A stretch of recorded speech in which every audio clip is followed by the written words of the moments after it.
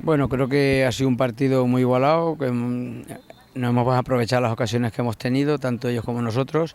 La primera parte y la segunda creo que podíamos haber hecho algo más, pero bueno, esto es fútbol, creo que lo más justo hubiera sido un empate.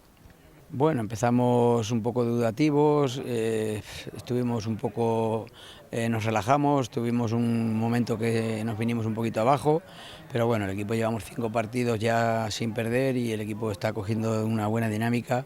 Vamos a ver si somos capaces de enlazar alguna victoria más seguidas y yo creo que el equipo puede subir, sobre todo de media tabla para arriba. Pues aún no sabemos cuándo vamos a jugar la Copa, porque el rival que nos ha tocado no han jugado aún. Y nada, esta semana que viene, el viernes, jugaremos ya un partido de los aplazados y los otros veremos a ver cuándo tenemos que jugar la Copa y luego pues jugaremos el otro.